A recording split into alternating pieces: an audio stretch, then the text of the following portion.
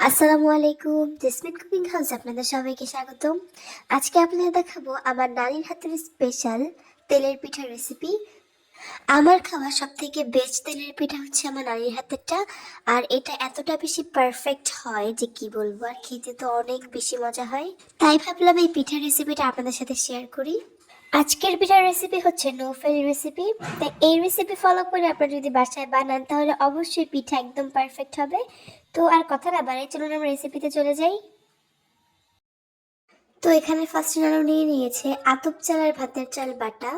আপনারা চাইলে গুঁড়াটাও নিয়ে নিতে পারেন, চালের গুঁড়ো এবং আটা দুইটা মিক্স করে নিতে পারেন, কিন্তু এখানে বেটে নিয়েছে। তারপর এখানে দিয়ে দিয়েছে খেজুরের গুড়। এটা একটু মেল্ট করা খেজুরের গুড়। আপনার যদি শক্ত থাকে তাহলে গুড়টাকে হালকা একটু পানি দিয়ে মেল্ট করে নেবেন, তারপর এখানে দিয়ে দিবেন। তারপর এটা দিয়ে হাতের সাহায্যে ভালোভাবে মেখে নেবে।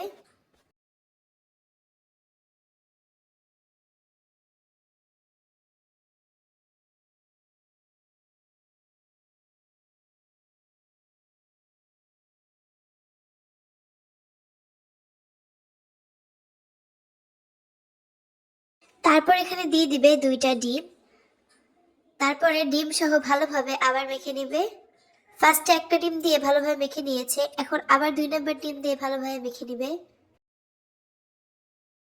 এখন আমাদের আর কিছুই লাগবে না, এখন কাজ হচ্ছে একটাই, সেটা হচ্ছে ভালোভাবে মেখে নেওয়া। দেখতেই পাচ্ছেন নানু কিন্তু হাতের সাহায্যে খুব ভালোভাবে মেখে নিয়েছে। আর এটা যত ভালোভাবে মেখে নেবেন পিঠাটা কিন্তু ততটাই বেশি পারফেক্ট হবে এবং ততটা বেশি ফুলবে। তাই চেষ্টা করবেন বেশি সময় নিয়ে এটাকে ভালোভাবে মেখে নেওয়া। এটা হাতের সাহায্যে হোক বা কোনো চামিচ বা স্প্যাচুলার যেগুলো আছে সেটা দিয়ে আপনি করতে পারবেন, মেখে নিতে পারবেন, কিন্তু হাতের সাহায্যে মনে হয় মাখলে বেশি ভালো হয়। তাই আপনাদের যেটা ভালো মনে হয় আপনারা সেইভাবে এটাকে মেখে নিতে পারেন, কোনো সমস্যা নেই।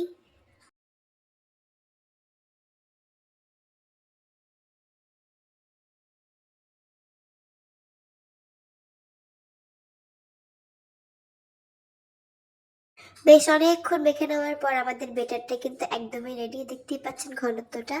ঠিক এরকম ঘনত্ব হলে ভাববেন যে আপনাদের পিঠার বেটার একদম রেডি।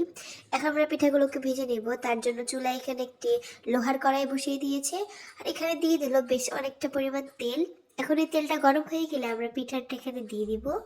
আর এই পিঠাটা কিন্তু কোনো রেস্টে রাখার দরকার নেই। আমরা পিঠাটা যখন মথা হয়ে যাবে তখনই আমরা ভাজা শুরু করব, কোনো প্রকার রেস্টে রাখা লাগবে না। তো বিসমিল্লাহ বলে রানু প্রথম পিঠাটা দিয়ে দিল। তো দেখতেই পাচ্ছেন পিঠাটা কিন্তু একদম ফুলে গিয়েছে মাশাল্লাহ। আর এভাবে বানালে আপনারা কিন্তু একদমই কোনো প্রকার ফেল যাবেন না, আপনার পিঠা হবে একদম পারফেক্ট। আর সবগুলো পিঠাই কিন্তু এরকম ফুলবে। তো আমাদের পিঠাটা হয়ে গিয়েছে, এখন নানু এটা উঠিয়ে ফেলবে। আর আমি আপনাদের নেক্সট আরো দেখিয়ে দিচ্ছি যে আমাদের আরো পিঠাগুলো আছে সেগুলো অনেক ভালোভাবে ফুলেছে মাশাল্লাহ। তো দ্বিতীয়বার নানু পিঠা দিয়ে দিয়েছে।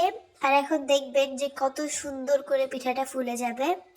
আপনারা দেখতে থাকুন, আমি এটা কোনো প্রকার স্কিপ করব না, একদম ডিরেক্ট দেখতে থাকুন যে এটা কত সুন্দর ফুলে একদম উপরে ভেসে উঠবে। দেখতেই তো পেলেন কত সুন্দর ফুলে একদম উপরে ভেসে উঠেছে। তো আমরা সেম ভাবে সবগুলো পিঠা একদম ভেজে নিব। আর মাসাল্লা দিলে কিন্তু আমাদের একটা পিঠাও এরকম হয় নাই যে ফুলে নাই, সবগুলোই কিন্তু অনেক সুন্দর হয়ে ফুলে উঠেছে, যেটা আপনারা দেখতেই পাচ্ছেন।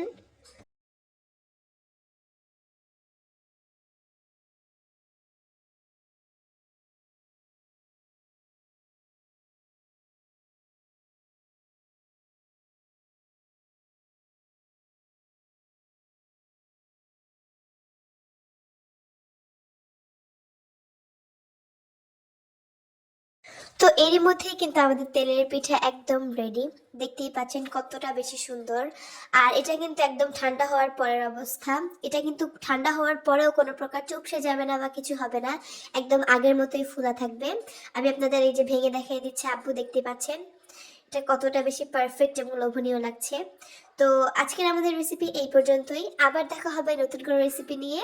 আর আজকের রেসিপিটা আপনাদের কাছে কেমন লেগেছে এটা অবশ্যই আমাদের কমেন্ট করে জানাবেন, এবং ভালো লাগলে আমাদের চ্যানেলটিকে সাবস্ক্রাইব করবেন এবং লাইক কমেন্ট শেয়ার করে আমাদের পাশে থাকবেন। তো আজকে এই পর্যন্তই, আল্লাহ হাফেজ।